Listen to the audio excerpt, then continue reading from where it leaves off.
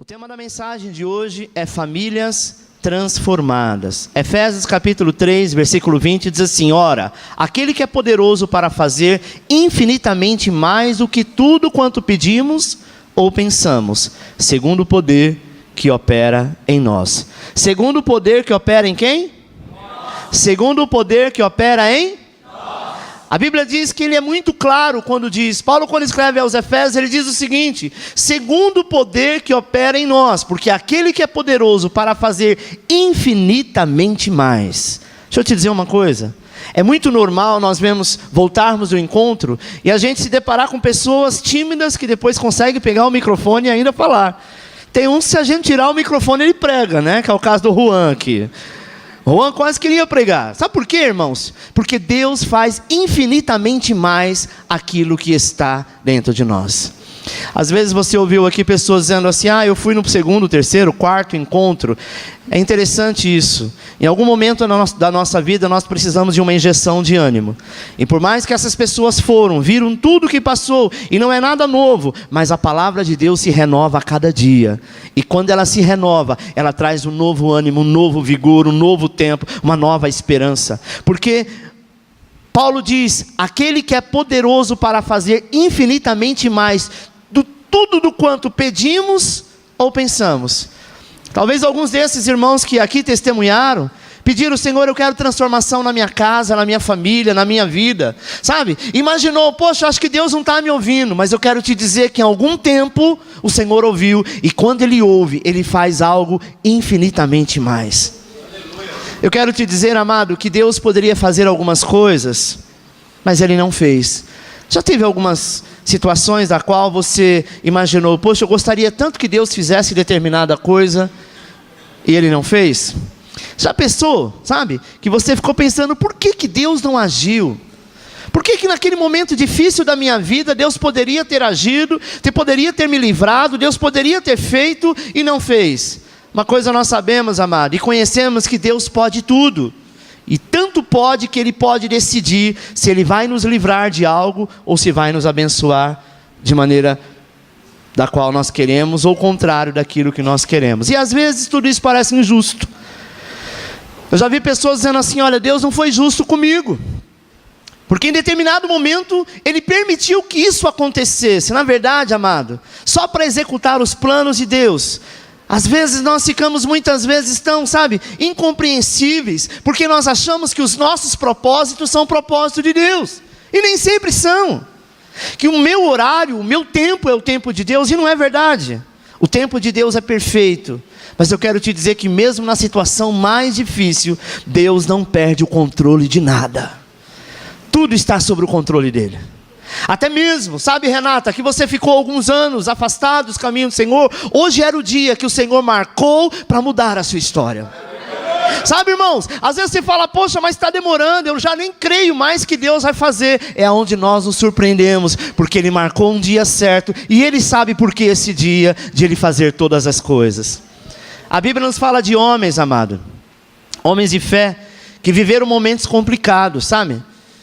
E aí nós podemos ler que mesmo Deus não os livrando daquela situação que aparentemente teria que livrar, eles acabaram vivendo coisas ainda maiores, com o propósito daquilo que Deus queria fazer. Deixa eu te dizer uma coisa: existe coisa na tua vida que você não entende até hoje por que Deus não fez. Por que Deus deixou? Por que Deus permitiu? Por que tinha que acontecer justamente com você?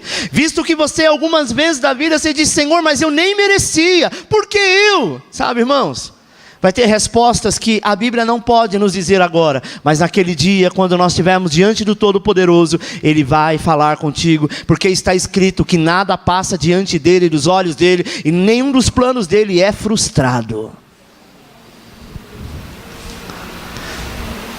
Nós precisamos ter um incentivo. E muitas vezes hoje nós ficamos perguntando: por que de tudo? Mas eu e você apenas devemos acreditar que Deus quer fazer aquilo que é melhor para nós.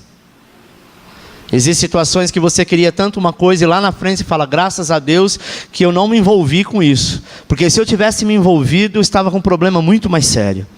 Sabe, amado, na verdade nós não sabemos nada. E eu quero falar sobre pessoas que foram transformados. Pessoas que foram grandes homens de Deus, que a partir da sua vida, a sua família foi transformada. E o primeiro dele é a transformação de José.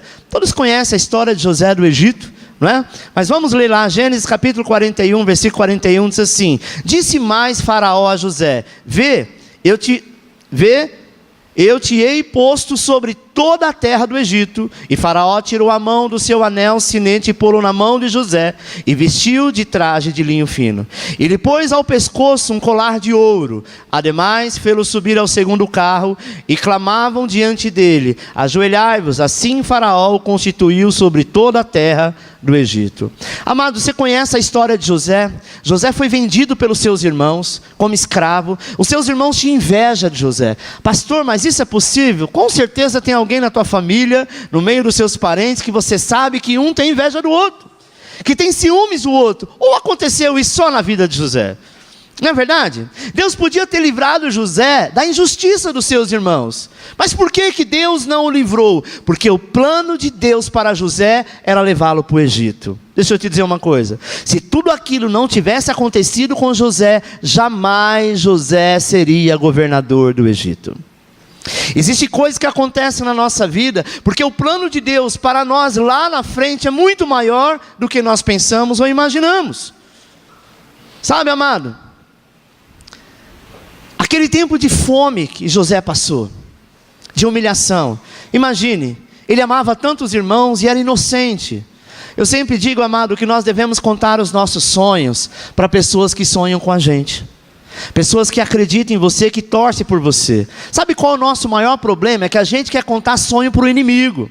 Você sabe que a pessoa tem inveja, que a pessoa não quer que você prospere, não quer que você caminhe. Aí você vai e conta o sonho para ela, porque você quer matar ela na unha, dizendo assim: eu vou dizer para ela qual é o meu objetivo, o que eu estou prestes de acontecer. E parece que é quando você fala para alguém que não sonha contigo, tudo dá errado. José contava para os seus irmãos aquilo que Deus iria fazer. E sabe o que estava acontecendo? Os seus irmãos estavam maquinando contra ele.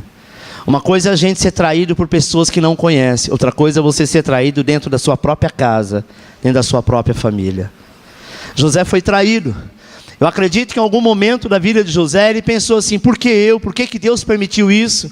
Eu tive sonhos, eu tive várias revelações da parte de Deus, e eu estou passando por isso. Quantas vezes você tem dito: Senhor, eu tenho orado, eu tenho pedido a tua presença, eu tenho falado contigo, mas eu não tenho visto nenhum sinal. Amado, se você confia no Senhor, tão somente aguarde, porque no tempo certo Deus vai bradar do céu e vai te abençoar com toda sorte de bênção. Sabe por que a Bíblia diz que Deus não vai ficar devendo nada a ninguém? E você não vai ser a única pessoa a quem Ele vai prometer e não vai cumprir. Não existe um homem que um dia vai chegar diante do Senhor e diz: olha, o Senhor é mentiroso, o Senhor prometeu e não cumpriu. Não existiu, não existe, nem existirá, porque Ele é soberano. A segunda pessoa que teve uma transformação de vida foi Daniel. A transformação de Daniel. Daniel 6, versículo 26, diz assim: com isto faço um decreto pelo qual em todo o domínio do meu reino os homens tremam e temam perante o Deus de Israel, porque Ele é o Deus vivo e permanece para sempre, e o seu reino nunca será destruído. O seu domínio durará até o fim. Ele livra e salva e opera sinais e maravilhas no céu e na terra. Foi Ele quem livrou Daniel do poder dos leões. Este Daniel, pois, prosperou no reinado de Dario e no reinado de Ciro, o persa. Amado, é uma outra história bastante conhecida, a história de Daniel. Daniel poderia ter sido livre desses leões. A Bíblia diz que Daniel era alguém que 3 vezes ao dia se dobrava diante do Senhor. Ele abria as janelas que era em direção de Jerusalém, dobrava o teu joelho e orava. A cada vez que Daniel orava, ele orava aproximadamente 3 horas por dia. Se ele orava 3 vezes ao dia, era 9 horas, ou seja, metade do dia dele ele estava orando. E quando nós estamos orando, estamos nos aproximando de Deus, é muito natural que as pessoas se levantam para tentar impedir a obra de Deus na tua vida. Deus queria fazer algo na vida de Daniel. Aí talvez você fala, tá vendo, pastor, eu estou orando, eu estou jejuando, sabe, eu tenho orado pela minha célula, eu tenho feito tantas coisas, mas parece que não sei. Quanto mais eu oro, mais dificuldade me acontece, mais tribulação eu tenho passado. Eu quero te dizer, amado, que enquanto você ora, o inferno se abala.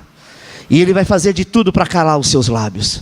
Ele vai fazer de tudo para paralisar a obra de Deus na tua vida. Mas não vai paralisar não, sabe por quê? Porque aquele que começou uma obra na sua vida, ele é fiel e justo para concluí-la.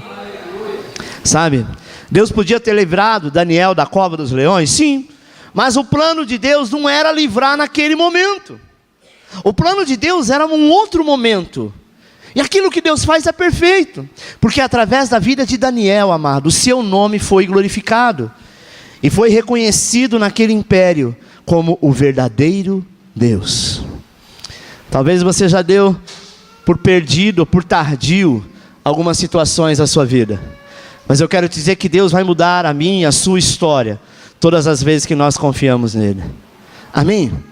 Imagine se Deus andasse, ou fosse movido pela minha ou pela sua vontade. Você diz, Deus, eu quero isso, aí ele vai abrir o caminho para aquilo. Deus, agora eu mudei de ideia, eu quero aquilo outro, e Deus então faz isso. Sabe o que iria acontecer? Nós iríamos fazer de Deus alguém que era manipulado. Pelo contrário, Deus não é manipulado por ninguém, nem mesmo pelas nossas orações. Deus é manipulado pela sua vontade e a sua soberania. Amém? E na sua vontade e na sua soberania, Ele tem te abençoado com toda sorte de bênção. Próximo, Jesus é Ele quem transforma. Mateus 27:39 diz: e os que iam passando blasfemavam dele, meneando a cabeça e dizendo: tu que destrói o santuário e em 3 dias o reedifica, salva-te a ti mesmo, se és o Filho de Deus, desce da cruz. De igual modo também os principais sacerdotes com os escribas e anciões escarnecendo diziam: a outro salvou e a si mesmo não pôde salvar. Rei de Israel é ele, desça agora da cruz e creamos nele. E confiou em Deus, livre ele agora, se lhe quer bem, porque disse: sou filho de Deus. Imagine Jesus, amado, na cruz do Calvário, sofrendo, perecendo por nós. Ele disse, antes de ir para a cruz, que era o que mais aquele povo adorava, era o templo. Ele diz: olha, eu vou destruir o templo e em 3 dias eu vou reedificar. Eles não entendiam a revelação da palavra. Então eles imaginavam que o templo que Jesus estava dizendo era o grande templo de Herodes. Era aquele templo que demorou centenas, sabe, de anos para ser construído. Mas Jesus diz: eu sou o templo principal, porque igreja somos nós, igreja não é parede. Nós somos o templo. E ele diz: esse templo vai cair, mas ao 3º dia ele é erguido. E aí quando Jesus está na cruz, os fariseus, os hipócritas diziam: ele não disse que ele tinha poder então de destruir o templo em 3 dias levantar? Coisa que centenas de homens fizeram em anos. Por que você não desce da cruz e salva a ti mesmo? Deus podia ter livrado Jesus da morte da cruz? Poderia. Mas uma das orações que Jesus fez, ele disse ao Pai: se possível afasta de mim esse cálice, senão que eu beba. Jesus, ele veio para trazer salvação, e ele como homem teve um momento de fraqueza, mas em momento algum ele desistiu. Sabe por quê, amado? Porque o sacrifício de Jesus foi necessário para trazer salvação para toda aquela pessoa que crê. Eu creio, você crê, então a salvação chegou a nós. Sabe, nós precisamos entender que quem transforma é Ele. Eu não transformo, não é o encontro que transforma, não é a célula que transforma. O que transforma é a tua palavra sendo ministrada por qualquer pessoa que se propõe a fazer a vontade dEle, e Ele então faz a perfeita obra. Talvez nós poderíamos dizer assim: olha, esses meninos voltaram de lá, esse pessoal tudo feliz, renovados, porque quem pregou só foi pastores. Não é verdade. E vocês conhecem quem são os nossos líderes, desde teatro, a líder de célula, todos são bem novos na fé, mas o Espírito de Deus usou a cada um conforme a sua excelência. Sabe, lembre-se, Deus podia fazer na vida de Jesus, mas não fez. Contudo, jamais perdeu o controle de nada. Deus não perdeu o controle da tua vida, mesmo que em algum momento você achou que não estava certo, mesmo em algum momento você achou que não era desta forma, que Deus estava demorando demais, mas em nenhum momento o Senhor vacilou. Outra pessoa que foi transformada, amado, foi Raabe. Josué 2,12 diz: Agora pois peço-vos, jurai-me pelo Senhor, que como eu usei de bondade para convosco, vós também usarei de bondade para com a casa de meu pai, e dar-me um sinal seguro.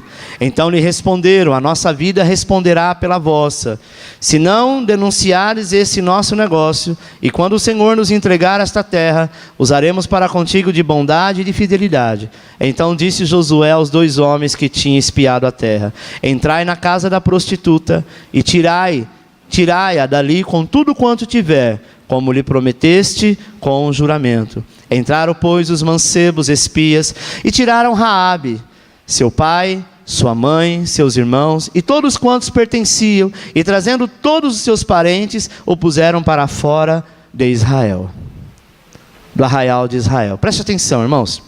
Esta pessoa de quem nós estamos falando, Raabe, era uma prostituta, tinha uma casa de prostituição, numa cidade chamada Jericó. Jericó foi a cidade aonde, assim que Moisés morre, que o Senhor recolhe Moisés, ele chama Josué. E ele diz: Josué, eu tenho um chamado para contigo. Da mesma forma que eu fui com Moisés, eu serei com você. Aonde você colocar a planta dos teus pés, eu prosperarei e te darei a terra por herança. Você está vendo o pôr do sol? Ele disse: sim, se você conseguir chegar até lá, que é impossível, mas era o que Josué enxergava, eu te darei a terra por herança. E a Bíblia diz que a primeira cidade que ele teve que enfrentar foi uma cidade muito fortificada chamada Jericó. Uma cidade que os muros da cidade eram da largura da Avenida Paulista, para você ter uma ideia. Toda a fortaleza da cidade, toda a segurança não estava em homens, estava em muros, porque eram cidades que eram compostas no deserto. E havia uma casa de prostituição, e normalmente era assim que acontecia, né? A casa da luz vermelha era em cima do muro. Imagina a largura desse muro. E a Bíblia diz, amado, que esse muro cai por terra, porque era preciso entrar naquela terra para possuir a terra. E quando esta casa cai, antes mesmo dela cair, Josué tinha feito uma aliança com Raabe. Eu quero que você preste muita atenção no que eu vou te dizer agora. Eu quero te dizer o seguinte: você não manda em Deus. Deus não faz exatamente o que você quer, porque você quer. Mas eu quero ir mais além. Aquilo que você faz a aliança, em nome de Deus, Ele te honra. Presta atenção que Josué enviou alguns irmãos para irem até aquele local. E quando chegou lá, irmãos, ele começou a espiar a cidade. E aí, lógico, os guerreiros da cidade perceberam que aqueles homens estavam lá. Aí eles correram para o muro, entraram na casa de Raabe, que era o lugar de prostituição, e falou para Raabe: se você nos livrar desses homens, quando o Senhor entrar sobre Jericó e derrubar as muralhas no chão, a tua casa e todos aqueles que estiver dentro da tua casa será protegido. Deixa eu te dizer uma coisa: quando você faz uma aliança com alguém, em nome do Senhor, Deus honra. A Bíblia diz que 7 dias, você conhece a história, deram a volta na cidade, e quando eles bradaram do alto céu, toda aquela muralha caiu por terra. A única coisa que ficou em pé foi o espaço do muro onde estava a casa da prostituta Raabe. Sabe por quê, irmãos? Porque Deus é Deus de aliança. Aonde você colocar as mãos, Deus te dará por herança. Essa mulher morava em Jericó, era conhecida como prostituta das muralhas, sabe? Esta mulher, amado, quando o povo de Deus precisou passar pela cidade, foi ela que abençoou. Eu quero te dizer que as pessoas que te abençoar serão abençoadas, e aqueles que te amaldiçoarem, não fique com medo, a maldição virá sobre eles, porque ai daqueles que se levantam contra o ungido de Deus. Amém? Raabe fez uma aliança com esses homens, pedindo salvação. E ela diz: eu e a minha casa. Imagine hoje, vamos colocar nos dias de hoje. Você é uma pessoa que encontrou Jesus, mas você ainda mora num recinto que é chamado de prostituição. Desculpa a palavra que eu vou usar agora, mas na minha época chamava-se ZONA. Não era? Fulano é mulher de zona rural. Não era assim que você conhecia? Hoje chama de qualquer coisa: boate, casa de prostituição, não é? E sei lá o nome que dá. Mas enfim, alguma pessoa na sua sã consciência, principalmente as pessoas de mais idade, iria para um lugar desse? Não. Imagine você que Raabe teve que convidar os seus pais, os seus amigos, os seus primos, toda a sua parentela, porque ela disse assim: olha, tá vendo tudo isso aqui? Vai para o chão. O Deus de Israel vai derrubar tudo isso. E eu preciso, para que vocês sejam salvos, vocês vão entrar na zona rural. Só quem vai ser salvo é quem entrar na zona. Difícil de acreditar num negócio desse, né? Imagine alguém falar: você é louca, minha filha, você acha que eu já tenho a vergonha de você participar desta vida, agora você quer dizer que toda esta muralha vai cair por terra e quem vai estar salvo é só quem estiver na tua casa? Difícil de entender, né? Mas havia uma palavra liberada sobre a vida de Raabe. E eu quero te dizer, amado, que é uma palavra de Deus liberada para tu e a tua casa. Haverá salvação sim, haverá conforto sim, haverá cuidado sim, porque Deus é Deus de transformação.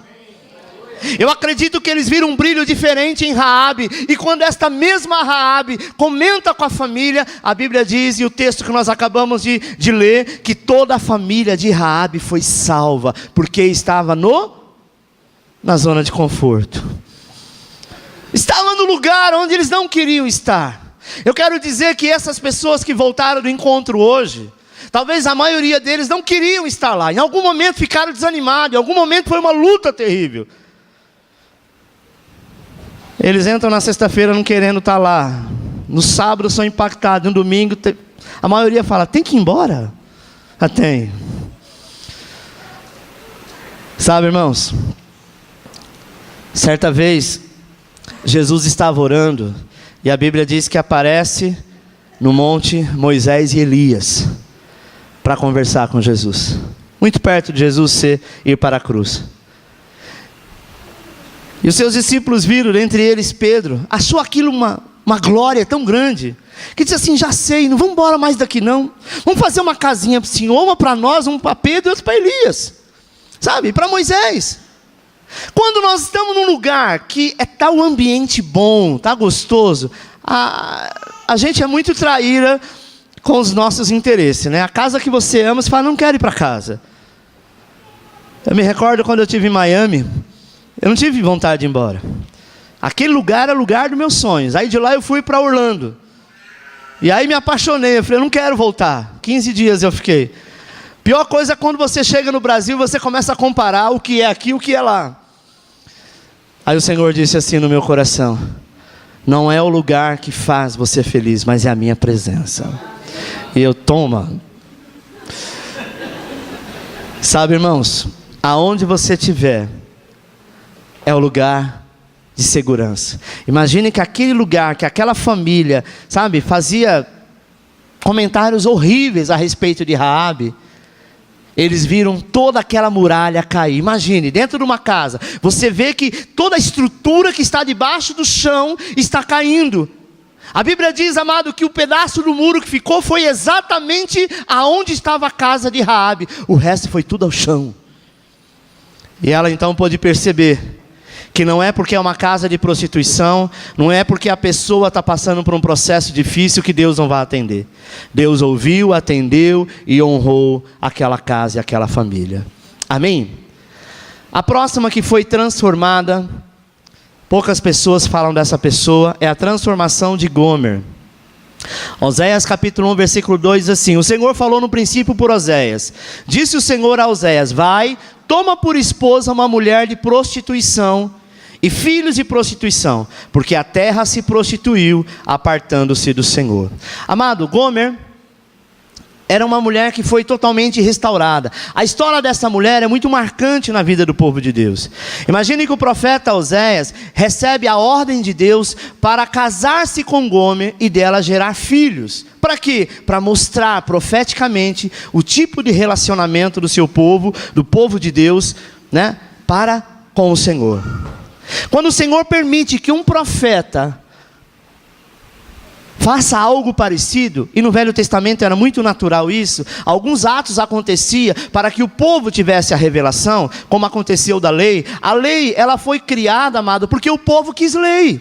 O povo queria um rei, o povo queria lei, o povo queria algo porque eles acreditavam: se eu fizer, Deus me abençoa. Deus não está nesse princípio. A graça de Deus veio para quebrar tudo isso.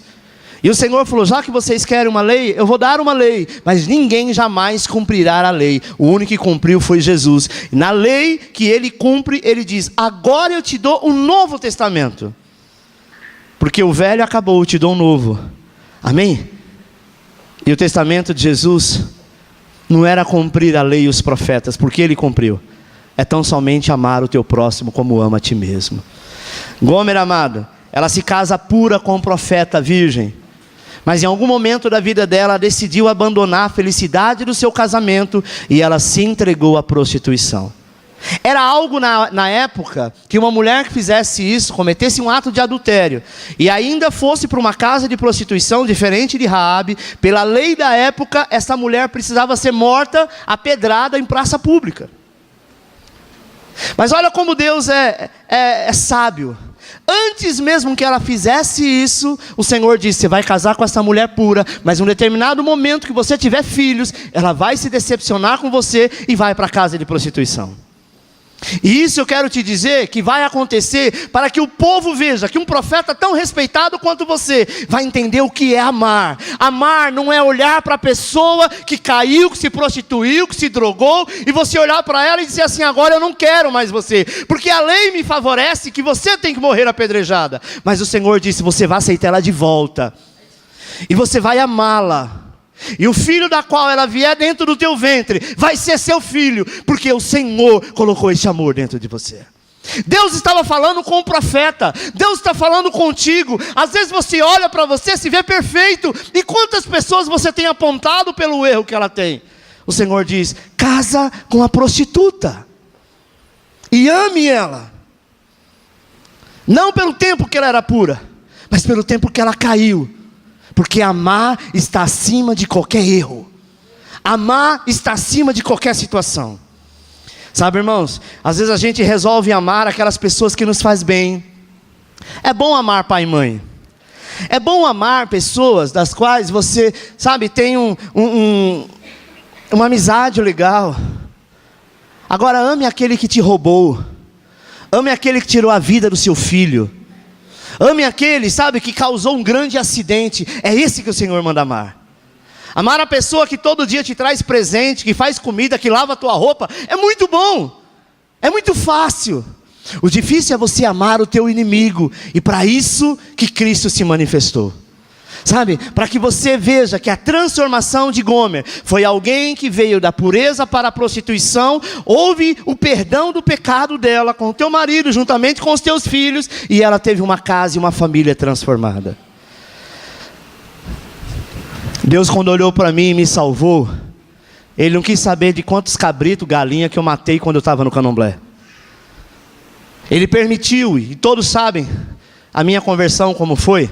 Eu aceitei Jesus de 12 para 13 anos, fui para o mundo, raspei a cabeça no candomblé, fiquei anos lá, e o dia que eu voltei, o Senhor falou: agora, em vez de pai santo, você vai ser pastor, você vai cuidar de ovelha. Deus poderia olhar para mim e falar: infeliz, desgraçado, quanto sangue você derramou, agora você vai ser salvo, mas você vai sofrer agora, para pagar tudo que você já fez. Essa não é a versão do Senhor, porque quem tem que pagar alguma coisa foi Ele, e Ele pagou na cruz. A Bíblia diz, amado, que Deus transforma, e transformação é o que eu quero falar hoje. Aquilo que Deus transformou, Ele vai permanecer, amém? Ele vai fazer com que você possa, a cada dia, viver o melhor da terra. Gomer, amado, ao procurar o seu próprio prazer de maneira irresponsável, a Bíblia diz que ela acabou sendo cativa da sua atitude, e ela precisou ser liberta. Imagine, prenderam esta mulher, porque ela se tornou uma vergonha na cidade. Olha o que diz Oséias capítulo 3, versículo 1. Disse-me o Senhor: vai outra vez, porque não era a primeira.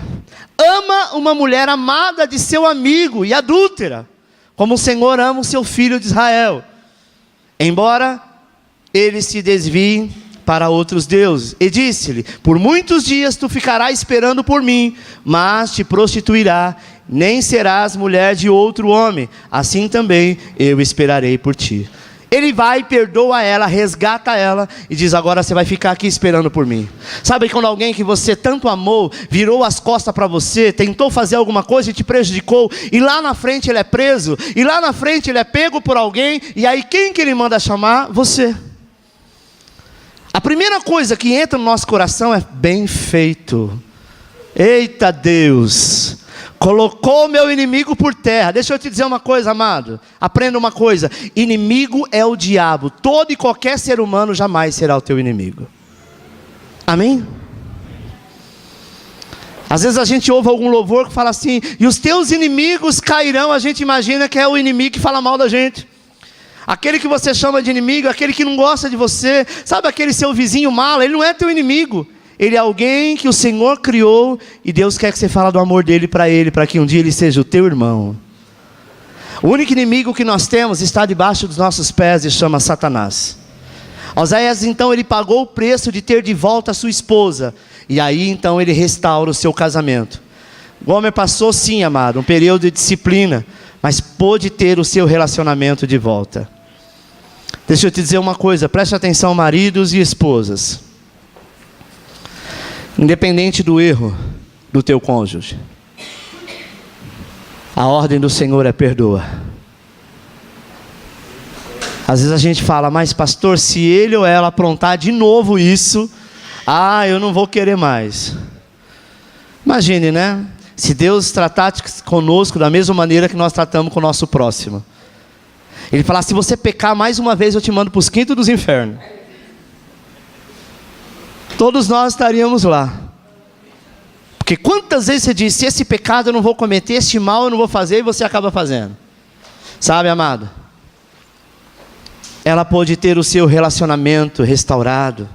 A atitude amorosa de Oséias em relação à sua esposa é a figura do preço que Deus pagou por amor a mim e a você, por amor ao seu povo, demonstrando tão somente que o seu objetivo era amar, era reconciliar, era restituir, era trazer o perdão.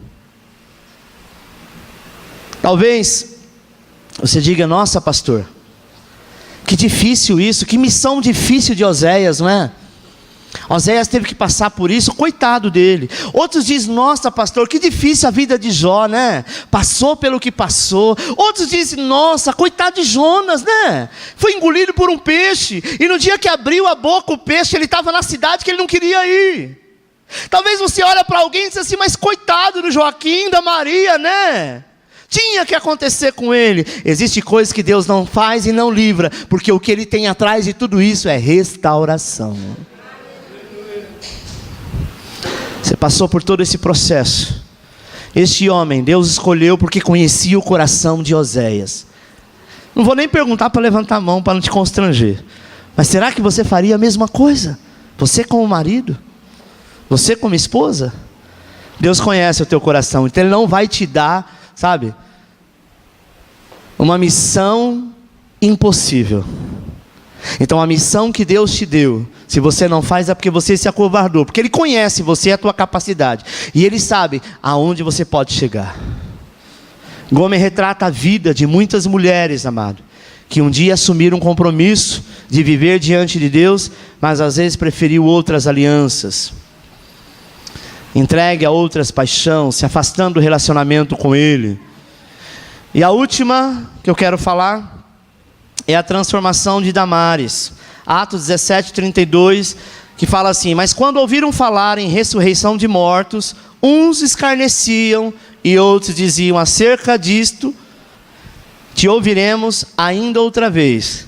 Assim Paulo saiu do meio deles. Todavia alguns homens aderiram a ele e creram, entre os quais Dionísio, o Areopagita, e uma mulher por nome de Damares, e com eles outros. Damares é conhecida como a ouvinte atenta. Deixa eu te dizer uma coisa: quando nós estamos atentos naquilo que nós estamos ouvindo, e ouvir a palavra de Deus, há mudança e transformação em nossas vidas.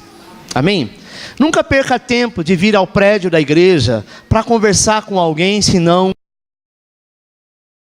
com o Todo-Poderoso. Faz parte você conversar com teu irmão, cumprimentá-lo, dar um abraço.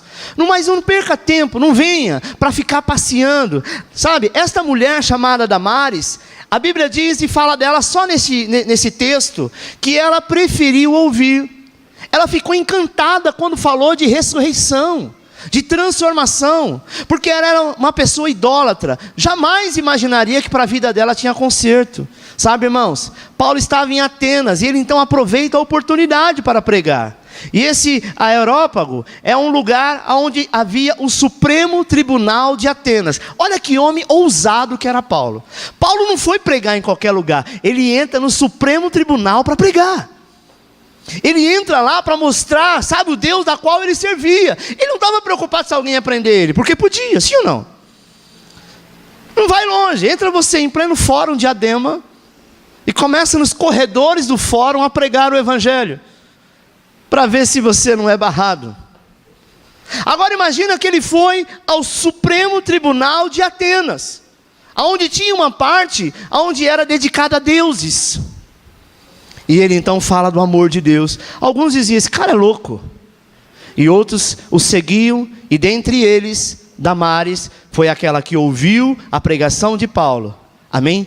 E ela então deu ouvido a essa pregação.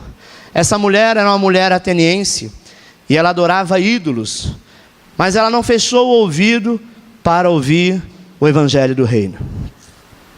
Quando nós abrimos os nossos ouvidos e damos oportunidade para Deus usar pessoas para falar conosco, a nossa vida é transformada. O livro de Atos se refere a Damares como uma mulher. Não sabemos se ela foi uma mulher ilustre, uma mulher pública, a Bíblia não fala, mas a Bíblia ilustra essa mulher como uma mulher. Uma mulher por nome de Damares. Por que a Bíblia relata desta forma? Porque é muito natural você ver na Bíblia assim, e fulano, filho de ciclano e parente de Beltrano, não é assim? Ela não tinha parentesco algum, mas ela foi marcada, porque ela simplesmente deu ouvido. O fato é que quando nós temos a oportunidade de ouvir a mensagem de salvação, o que nós precisamos fazer é dar atenção, é abandonar o nosso estilo de vida idólatra para caminhar com aquele que nos chamou para a boa obra. Eu quero que você saiba que a sua expectativa deve ser exatamente como a de Damares. Pensar na importância da palavra de Deus. Pensar na importância da graça de Deus. E aí, amado, você verá que verdadeiramente o Senhor é contigo. Repita comigo, quando eu coloco a palavra de Deus em prática na minha vida, eu serei um cristão diferenciado. Assim como Damares, como chamou a atenção no livro de Atos, eu chamarei a atenção do meu Deus pela minha fé. Aplauda ao Senhor que Ele é digno.